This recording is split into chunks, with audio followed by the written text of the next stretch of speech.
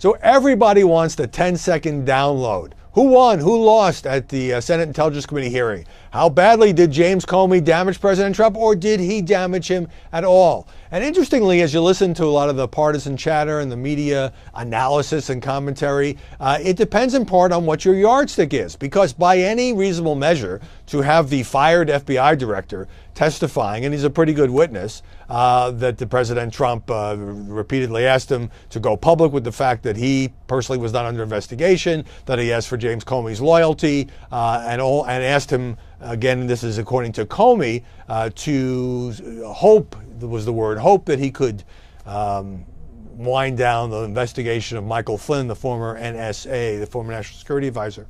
That's not a great day for the President of the United States, but we already knew most of this, in part not just because Comey's testimony, the written statement, had been put out the day before, but because it's all been very carefully leaked in the past month, getting Comey's side out.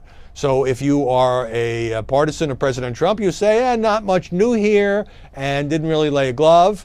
And if you are very much opposed to this president, you say this was a horrible day for the president because of the allegations being made by the FBI director that he fired. But, you know, it also was not a great day for the press because James Comey went after the New York Times, said a story was largely wrong. This is a story from back in February, alleging that Trump campaign associates had contacts with Russian intelligence. Comey didn't say what was wrong about the story, but nevertheless took aim at the New York Times, took it aim more broadly at the media, saying that many of the things that are written about top secret or classified intelligence are just wrong. FBI doesn't always correct it, but the fact that he said that the sources who know, people like the guy who runs the Bureau, don't talk to reporters, he says, and people the people who know don't talk to reporters. The people who don't know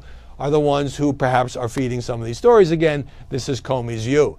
But kind of awkward and embarrassing moment for Comey himself, having to admit what we already knew. It was so obvious, the fingerprints were all there, that he himself was the source, that he himself orchestrated a leak to the New York Times with his own memos, the ones that he wrote down after these conversations with the president, in this particular case about the request or direction, as Comey put it, to try to end the Flynn investigation. It was pretty obvious when the Times said a Comey associate had read this or provided this information to the paper.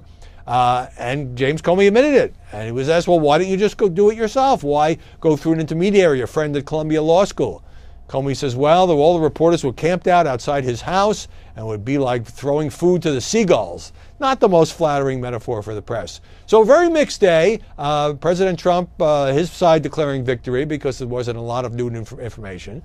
People who don't like the president declaring victory because of the spectacle of the FBI director and what he said, that he just didn't trust the president, and said the president and his team were trying to defame him and using lies to do so. And a kind of a bad day for the press. And everybody saw the shots at the press because all the networks, the broadcast networks, the cable networks, every network on the planet took the hearing live. So no secret there. Not a great day for those of us in the media.